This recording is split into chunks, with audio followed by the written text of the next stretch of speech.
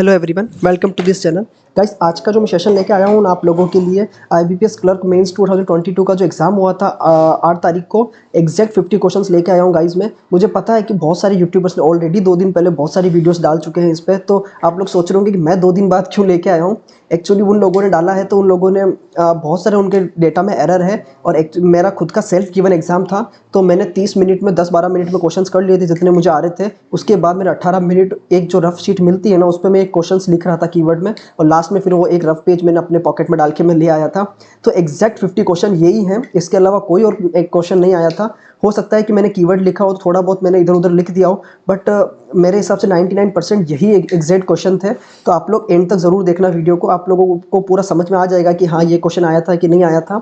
और जिन लोगों को ये लगता है कि ओनली जीए से ही हम लोग सिलेक्शन ले सकते हैं, तो उन्होंने एग्जाम देके फील कर लिया होगा कि बाकी सेक्शंस में भी अच्छा होना बहुत इंपॉर्टेंट है। जीए को ज़्यादा टाइम देने से भी जिन लोगों ने 7 महीने 8 महीने का किया, उन लोगों के भी 18-20 से ज़्यादा नंबर नहीं आ रहे हैं 50 में से। अगर आप लोगों का 25+ स्कोर है तो आपका बहुत अच्छा स्कोर है guys.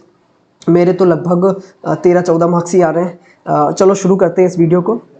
First question, NPS tier 1 account minimum balance करके एक क्वेश्चन आया था। इसका बहुत जगह 500 से 1000 रुपये दोनों दे रखा है। मैं खुद भी श्योर नहीं हूँ कि इसका आंसर क्या होगा।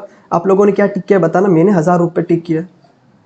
एक क्वेश्चन आया था कि यस बैंक में कौन से बैंक ने यस बैंक में अपना स्टेक कम करके 30% कर लिया है। इसका आंसर है SBI, state bank of India ने। नेक्स्ट क्वेश्चन, एक चाबहार पोर्ट है, ये ईरान में है, तो वही पूछा था कि ये कहाँ है ये पोर्ट, तो इसका आंसर था ईरान। दल बदल अनुसूची एंटी डिफेक्शन लॉ, इसका आया था कि ये कौन सी अनुसूची में है। ये मेरा आंसर सही हुआ था, 10वीं अनुसूची में है ये संविधान के, कॉन्स्टिट्यूशन के।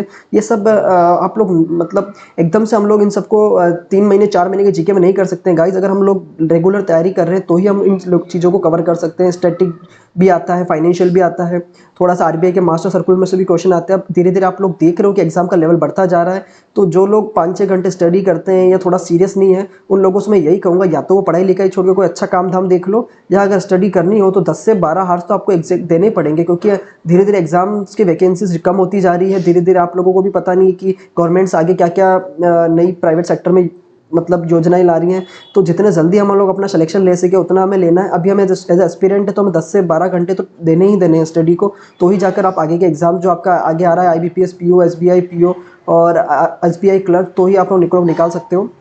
जीके का लेवल आपने देख लिया होगा कि किस तरह का आ रहा है। जिन लोगों को 8-9 महीने का जीके याद था वो भी 25 क्वेश्चन तक भी सही से नहीं कर पाए हैं।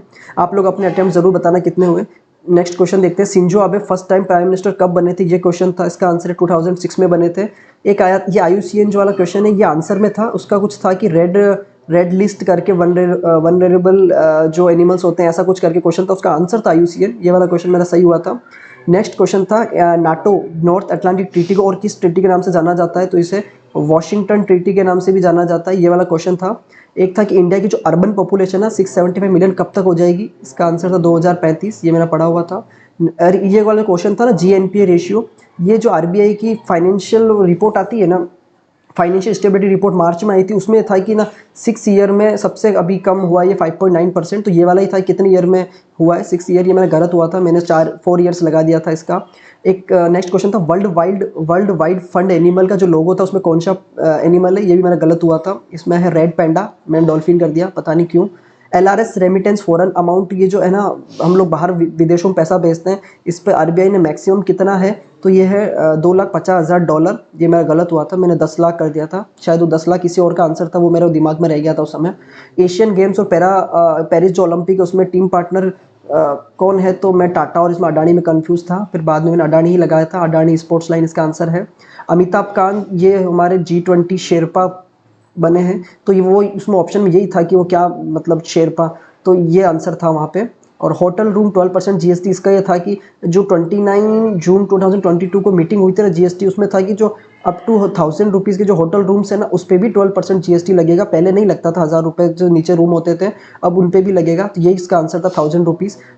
ये जो क्वेश्चन है फील्ड्स मेडल, ये आंसर है दोस्तों। उसमें यह था कि जो यूक्रेन की जो लड़की थी उसका नाम था मारियाना करके, उसको जो मिला है मैथमेटिक्स में ये अवार्ड, तो इसका और इसका पूछा था कि ये कौन सा अवार्ड मिला है, तो उसको मिला था ये फील्ड्स मेडल, तो ये आंसर था फील्ड्स मेडल। और जो ये सेंट्रल गवर्नमेंट की है 30,600 करोड़ वाली, ये जो सेंट्रल गवर्नमेंट ने बनाई है कंपनी, तो वही पूछा था कि large value legacy stressed assets के लिए कौन सी बनाई है, तो ये है NARCL। National asset reconstruction company limited. RBI cross border transaction under which act, ऐसा करके क्वेश्चन था। इसका आंसर था फेमा एक्ट 1999 वाला। ये गाइज आप एग्जिम बैंक का, ये जितने भी सेबी सिडबी के जो एक्ट होते हैं ना, इनको एक जिस टाइम आपके एग्जाम्स नहीं हो, मेंस नहीं हो, उस टाइम एक पेज पे लिख लिया करो। ये बाद में बहुत सारे एक्ट काम आते हैं, क्योंकि हम लोग जब 3 महीने 4 महीने जीके पढ़ते तब हम लोगों के पास इतना टाइम नहीं होता है कि हम लोग फाइनेंशियली और बैंकिंग के स्टैटिक वाले क्वेश्चंस का एक अच्छा अपना कलेक्शन बना पाए। तो अभी जिनको एसबीआई क्लर्क है, आगे आईबीपीएस पीओ है, वो लोग मेंस की तैयारी अभी से शुरू कर दे। थोड़ा थोड़ा 1 घंटा सुबह इन चीज़ों को टाइम दे तो आपकी स्कोर अच्छा होगा। और ज़रूरी नहीं जिस एग्जाम की तैयारी करो उसमें अच्छा होगा, वो आपके जितने एग्जाम्स आप फ्यूचर में दोगे सब में वो आपका डेटा काम आएगा। आरबीआई फाइनेंशियल लिटरेसी वीक मनाता है, ये कब से शुरू किया है इसने? ये वाला क्वेश्चन था 2016 से ये आरबीआई ने किया है। ये फरवरी के महीने में शायद आता है financial literacy week. SHG account का क्वेश्चन था कि जो सेल्फ हेल्प ग्रुप होते हैं ना, ये भारत में, ये सबसे पहले स्टार्ट बांग्लादेश में हुए थे। सेल्फ हेल्प ग्रुप भारत में ये आए थे कालिया कमेटी के रिकमेंडेशंस पे। तो ये पूछा था कि जो उनके सेविंग्स में पैसा होता है ना, उसका कितना टाइम हम लोग उनको लोन दे सकते हैं। इसका मुझे आंसर मिल नहीं रहा। मैंने 4 टाइम्स किया था वहाँ पे, बट आई थिंक ये शायद गलत है। मुझे इसका एग्जैक्ट आंसर मिल नहीं रहा है। आप लोगों ने क्या लगाया कमेंट बॉक्स में ज़रूर बताना। ये जो बैंकिंग कॉरेस्पॉन्डेंट होते हैं ना, बैंक मित्र, तो ये banking correspondent point bricks and mortar branch कब बोल सकते हैं, या ऐसा कुछ क्वेश्चन था। उसमें आंसर मैंने गलत लगाया था, 5 आवर्स उसका आंसर था। इसका आंसर है 4 आवर्स। इसका आंसर है 4 घंटे एक दिन में, और वीक में 5 डेज उस काम को वो लोग करने चाहिए, ऐसा ही कुछ इसका आंसर था। लीड बैंक का एक क्वेश्चन था, वो मैंने 3 बैंक आंसर किया, बट इसका आंसर भी मुझे नहीं मिल पा रहा है। तो इसका आंसर भी मैं पूरी कोशिश करूंगा कि, मैंने बहुत सारे गूगल पे ढूंढा है पर मुझे नहीं मिला लीड बैंक की रिस्पॉन्सिबिलिटी वाला। इसका क्वेश्चन का आंसर बताना। एक जो था AMFI, तो ये how H AMC asset management जो कंपनी होती है ना, इसका आंसर शायद 44 ग्रुप में था कि नहीं था, ये थोड़ा देखना आप AMC का। आई थिंक जो उसने पूछा था सेबी रजिस्टर्ड कंपनियां कितनी है, तो वो सेबी रजिस्टर्ड तो 42 कंपनियां ही हैं। और ये मेरे को ऑप्शन में याद नहीं आ रहा है। लिवेबल सिटी EIU टॉप 10 में एशिया की कौन सी सिटी आई थी, तो वो जापान की आई थी, ओसाका। ये वही चीज़ पूछ रहा था वो, ये मैंने गलत कर दिया था। मैंने इसका आंसर सिंगापुर लगा दिया था, क्योंकि मुझे लगा था कि सिंगापुर रहने के लिए अच्छा है, तो सिंगापुर मैंने उसका आंसर लगाया था। एक क्वेश्चन था निर्यात पोर्टल वाला, तो निर्यात पोर्टल की फुल फॉर्म क्या है? निर्यात पोर्टल की फुल फॉर्म होती है national import export record for yearly analysis of trade. Writing में मत जाना दोस्तों, इतना भी फ्लो मेरा बन नहीं पाता है। उसमें ए का मतलब पूछा था, वहां था एनालिसिस, मैंने इसको एवरेज लगा दिया था। ये क्वेश्चन मेरा गलत हुआ था। एक क्वेश्चन था फ्लोप्स का, ये कंप्यूटर सुपर कंप्यूटर रिगार्डिंग था फ्लोप्स का। तो इसका आंसर था आपके फ्लोटिंग पॉइंट ऑपरेशन पर सेकेंड, ऐसा करके कुछ आंसर था उसमें, ऑपरेशन वाला। ये मेरा सही हुआ था। पीएम स्वनिधि की वैलिडिटी पूछी थी कि पीएम स्वनिधि की कहाँ तक है, तो ये CCEA cabinet commission of economic affairs ने है ना पीएम स्वनिधि की दिसंबर 2024 तक बढ़ा दी है। ये मेरा पढ़ा हुआ क्वेश्चन था, तो ये मेरा सही हुआ था। आरोग्य संजीवनी पॉलिसी, ये मैंने ली हुई है मेरे मदर के लिए, तो मुझे इसका पता था कि 65 ईयर्स है इसका, ये वाला मेरा हुआ था सही। द वीक पब्लिश, ये मैगजीन है द वीक, इसने पूछा था कि ये कौन पब्लिश करता है, तो इसका आंसर है मलयाला मनोरमा कोऑपरेटिव लिमिटेड, ऐसा कंपनी लिमिटेड, ऐसा कुछ था। मलयाला मनोरमा कंपनी लिमिटेड इसका आंसर है। आरबीआई की क्रेडिट इन्फॉर्मेशन कंपनीज कितनी, ये पूछा था उसने, तो 4 है। हम लोग बैंक में काम करते, मेरा क्वेश्चन ये सही हुआ था। एक है इक्विफैक्स, एक है आपके एक्सपीरियन, एक है आपके सिबिल ट्रांस यूनियन सिबिल वाला, एक है आपके CRIF हाई मार्क क्रेडिट, ऐसा कुछ करके है कंपनी। नेक्स्ट क्वेश्चन देखते हैं। रबर बोर्ड का क्वेश्चन था, उसमें था कि है ना, ये जो कल्टीवेट नेचुरल रबर इन साउथ गुजरात, तो रबर बोर्ड ने किसके साथ हाथ मिलाया था, तो इसका आंसर था नवसारी एग्री करके कुछ कंपनी थी, उसके साथ मिलाया था।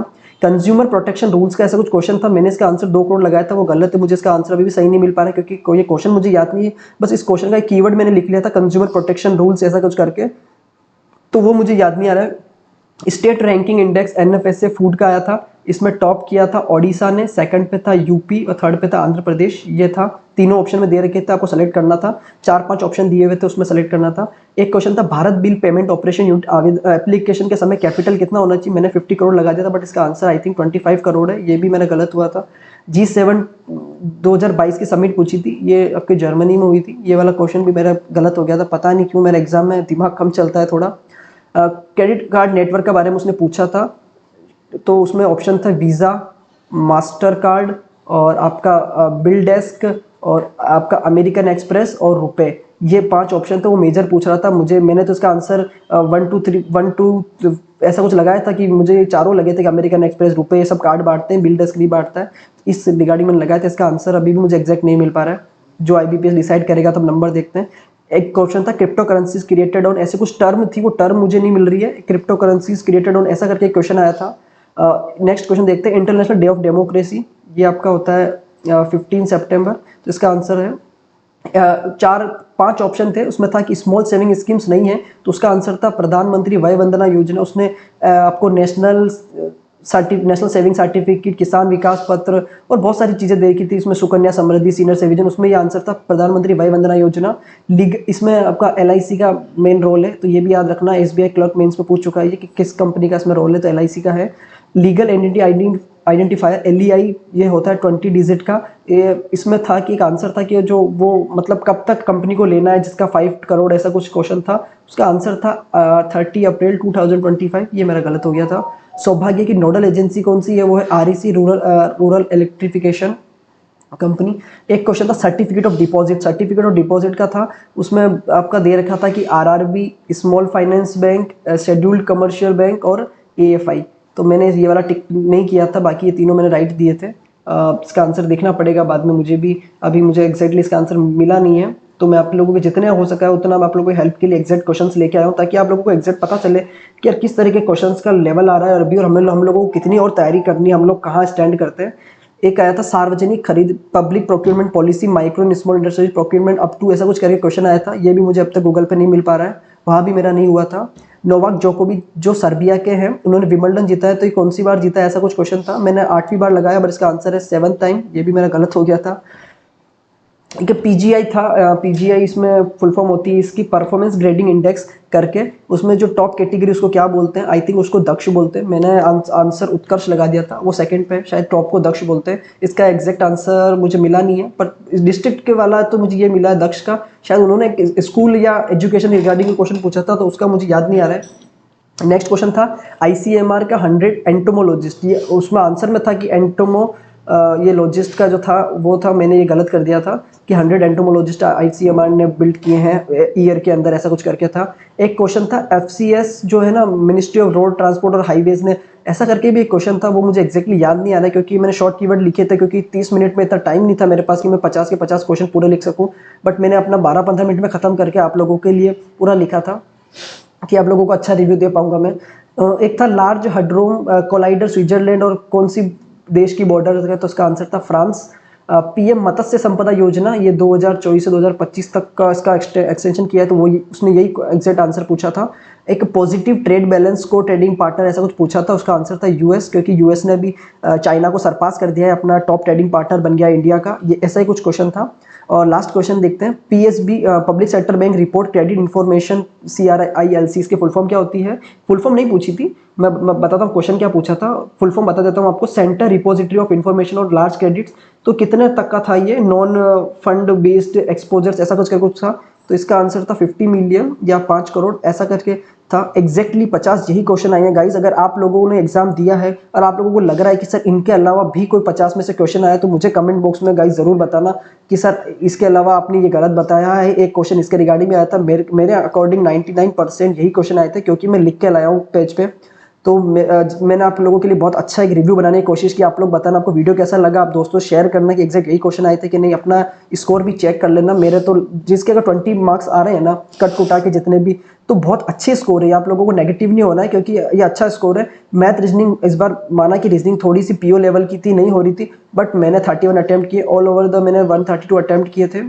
31 मेरे रीजनिंग में हो गए थे, क्योंकि मैंने वो जो 2-2 नंबर के 8 क्वेश्चन थे, तो 16 मार्क्स के, तो मैंने वही कर लिए थे। उसके अलावा मैंने 7 क्रिटिकल रीजनिंग के किए थे, और 8 मैंने उसमें 2 नंबर के इनइक्वालिटीज थी, 2 नंबर के सिलोगिज्म थे, बाकी एक 4 नंबर की वो फ्लैट एंड फ्लोर वाली पजल थी, मैंने वो बनाई थी। तो मोर और लेस अगर पेपर का लेवल हार्ड आ रहा है ना गाइस, तो कट ऑफ भी कम ही जाती है, क्योंकि सारे स्टूडेंट हमारे जैसे ही हैं। तो आप लोगों को ये डर नहीं होना चाहिए कि यार इस बार क्लर्क का लेवल हाई आया है तो क्लर्क का पेपर बहुत हार्ड आता है। अगर लेवल हार्ड भी होता है तो उसका मतलब है कट ऑफ आपकी लो जाएगी, और लेवल इजी होता है तो कट ऑफ आपकी ऊपर जाएगी। अगर आपकी परफॉर्मेंस अच्छी है, आपको आता है, आप अच्छे एस्पिरेंट हो, आप डेली 10 से 12 घंटे पढ़ाई में दे रहे हो, तो आप आज नहीं तो कल कोई ना कोई एग्जाम जरूर निकाल लोगे। मेरी बात करूँ तो मेरा नाम शिवान सैनी है। मैं आरआरबी पीओ 2021 सेलेक्टेड हूँ। मैंने 2 बार आईबीपीएस क्लर्क क्लियर किया है। ये मेरा मैं थर्ड टाइम मेंस दे रहा हूँ। पहले मैं बैंक ऑफ इंडिया में जॉब किया था, उसके बाद अभी मैं इंडियन बैंक में हूँ। बीच में मैंने 7 महीने आरआरबी पीओ भी जॉब किया। तो बहुत सारा एक्सपीरियंस है मुझे 3-3 ऑर्गेनाइजेशंस में काम करने का 1.5 साल के अंदर। 23 की एज में मैंने बहुत सारे एक्सपीरियंस ले लिए और ये मेरा जो 14th मेंस एग्जाम था, तो मुझे मेंस में भी जीए का काफ़ी सारा एक्सपीरियंस है कि मैं कहाँ से पढ़ता हूँ और कितना एग्जाम में आ रहा है। तो इसलिए आप अपने एक्सपीरियंस के बेस पे मैं आप लोगों के लिए वीडियोस बनाता हूँ कि शायद आप लोगों को कोई हेल्प हो जाए। और आप लोग मेरे से जुड़ना चाहते हैं टेलीग्राम ग्रुप पे ज्वाइन कर सकते हैं। मैं हर संडे मीटिंग भी लेता हूँ जूम पे और गूगल मीट पे, ताकि आप लोगों के डाउट्स क्लियर कर पाऊँ। और मेरे साथ मेरे टेलीग्राम ग्रुप में 30 प्लस एक्टिव बैंकर है। उसमें FCI, NABARD, RBI, SBI PO के 6 से 7 लोग हैं, आईबीपीएस पीओ के 5 से 6 लोग हैं और 20 से आसपास क्लर्क के अलग अलग पब्लिक सेक्टर बैंक के। तो इन सबको मैं इसलिए साथ में लेके आया हूँ ताकि मुझे लगता है कि मैं अपने नॉलेज के अकॉर्डिंग तो आपको गाइड कर सकता हूँ, बट सारे स्टूडेंट्स की जो आईक्यू है, जो उन लोगों की तैयारी, वो हो सकता है मेरे से रिलेट ना करती हो। तो इसलिए मैं इतने सारे लोगों को लेके आया हूँ ताकि आप लोगों को पूरी हेल्प मिले। आप लोग, ऐसा होता है कि बाकी सारे यूट्यूबर्स, बाकी सारे एजुकेटर्स, एक ही आदमी सब गाइड करते जा रहा है, वो अपने नॉलेज के अकॉर्डिंग, हो सकता है आपको उससे रिजल्ट्स मिले ना मिले। इसलिए मैं इतने 40 प्लस बैंकर्स और अलग अलग डिपार्टमेंट्स के लेके आया हूँ ताकि आप लोगों को पूरा आपकी जो स्टडी टाइम है ना आपका, जो ये बहुत मोस्ट प्रीशियस टाइम है, और आप लोगों का लॉस ना हो। और मैं अपने ग्रुप में सब्सक्रिप्शन आईडी, पीडीएफ वगैरह जितना मुझसे होता है वो मैं फ्री देता हूँ। मैं परचेज करके आप लोगों को दे देता हूँ कि आप लोग एक्सेस करो। इस बार मेंस के लिए भी मैंने 5 से 10 लोगों को अपनी आईडी और ऑलिव बोर्ड की स्टडी आईक्यू की दी थी कि आप लोग यूज़ करो। मैं जो आपका आता है क्लाउड अफेयर्स, वो मैंने खरीद के सब पीडीएफ ग्रुप में इसमें डालता था। तो जितना हो सकता है मैं आप लोगों की हेल्प करता हूँ। आप लोगों भी मेरे साथ टेलीग्राम ग्रुप में जुड़िए, मिल के अच्छी तैयारी करेंगे और आपके एग्जाम्स निकालने में आपकी मैं पूरी हेल्प करूँगा जितना मुझसे होगा। Thanks for watching guys. जय हिंद, जय भारत।